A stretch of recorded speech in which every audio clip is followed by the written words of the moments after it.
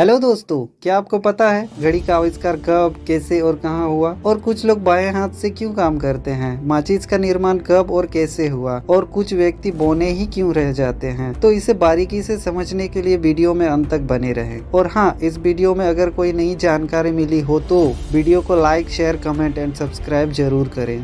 Number 4, कुछ लोग बौने क्यों रह जाते हैं?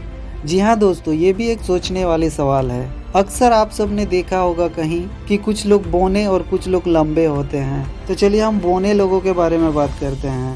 वे सभी बौने लोग सबसे अलग दिखाई देते हैं। दरअसल मनुष्य के शरीर की लंबाई कई बातों पर निर्भर करती है। सामान्य रूप से मनुष्य की लंबाई वंशानुगत होती है। जिस व्यक्ति के माता पिता नाटे या बौने होते हैं उसके बच्चे के कद भी अधिक नहीं बढ़ता। मतलब ज़्यादा आशा रहता है कि उनके बच्चे भी नाटे या बौने ही बनते हैं। इसके अतिरिक्त नाटे होने का और एक कारण यह है कि हमारे पिट्यूटरी ग्लैंड से हार्मोन के सेक्रेशन की कमी भी होती है।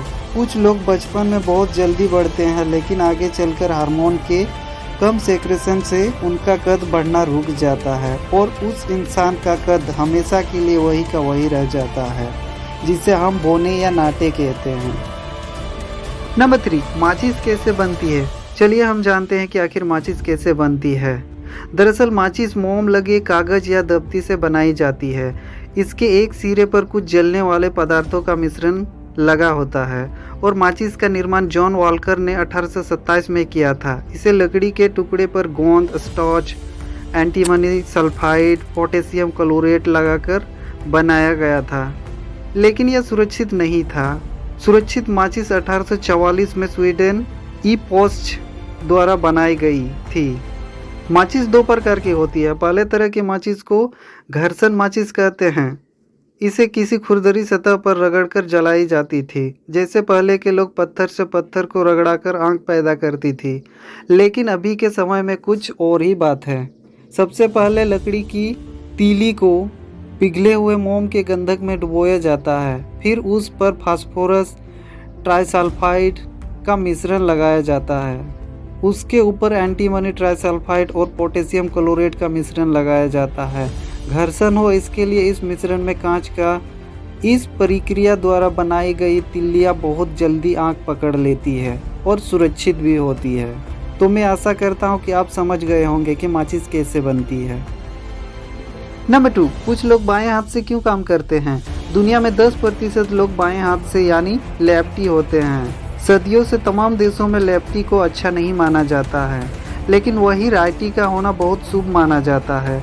जानते हो, कई लोग जो बचपन में लेफ्टी होते हैं तो उनके माता पिता उन्हें जबरदस्ती सीधे यानी दाहिने हाथ का प्रयोग करना सिखाते हैं। ऐसा माना जाता है कि हमारा दिमाग के गोलार्ध शरीर के विपरीत हिस्सों का संचालन करते हैं। अगर किसी का राइट गोलार्ध मजबूत हुआ तो वो लेफ्टी हो जाता है, लेकिन इस बात को ज़्यादा सत्य नहीं माना गया है। हाल ही में एक शोध के दौरान पता चला है कि लेफ्टी होने का संबंध हमारे डीएनए संरचना से हो सकती है। यहाँ तक ये भी पता चला है कि इंसान ही नहीं बल्कि जानवर भी लेफ्टी और राइटी होते हैं।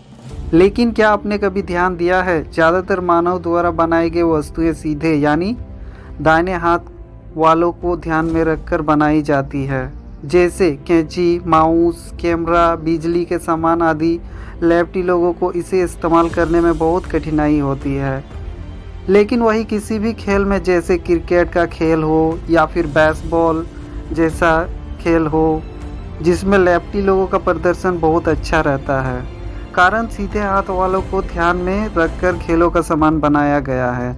लेकिन वही लेफ्टी इनमें सरप्राइज बन जाते हैं। कई गेम रूल्स लेफ्टी के लिए बहुत फायदेमंद साबित हो जाते हैं। नंबर 1, घड़ी का आविष्कार कब, कैसे और कहाँ हुआ? आइए जानते हैं। सूरज की छाया को उपयोग कर समय बताने वाली घड़ियाँ शायद हमने भारत में लंबे समय से देखी है। लगभग 2,500 साल पहले प्राचीन यूनानी ग्रीस में पानी से चलने वाले अलार्म घड़ियाँ हुआ करती थी, जिसमें पानी के गिरते स्तर के साथ तय समय बाद घंटी बज जाती थी। लेकिन आधुनिक घड़ी के आविष्कार का मामला कुछ पेचीदा है। घड़ी की मिनट वाली सुई का आविष्कार किया वर्ष 1577 ईस्वी में स्विट्जरलैंड के जॉस बार्गी ने। अपने एक खगोल शास्त्री मित्र के लिए। उससे पहले जर्मनी के न्यूरमबर्ग शहर में पीटर हैनलेन ने ऐसी घड़ी बना ली थी जिसे एक जगह से दूसरी जगह ले जाया सके। लेकिन जिस तरह हम आज हाथ की घड़ी पहनते हैं, वैसी पहली घड़ी पहनने वाले आदमी थे जाने माने फ्रांसीसी गणितज्ञ और दार्शनिक ब्लेज पास्कल। ये वही ब्लेज पास्कल है जिन्हें कैलकुलेटर का आविष्कारक माना जाता है। लगभग 1650 के आसपास लोग घड़ी को जेब में लेकर घूमते थे, क्योंकि घड़ी में चेन या बेल्ट नहीं हुआ करता था। इस वजह से ब्लेज पास्कल एक रस्सी से घड़ी को अपने हाथ में बांधकर रखते थे ताकि वह काम करते वक्त घड़ी को देख सके। इसके चलते उसका बहुत मजाक भी उड़ाया जाता था। इस कारण से अभी के समय में हम जो घड़ी पहन रहे हैं उसमें बेल्ट या चेन होती है, जिस कारण से हम अपनी हाथ में पहन सकें। सो आज के लिए बस इतना ही। ऐसे इंटरेस्टिंग एंड अमेजिंग फैक्ट को जानने के लिए चैनल को like, share, comment and subscribe जरूर करें। Take care.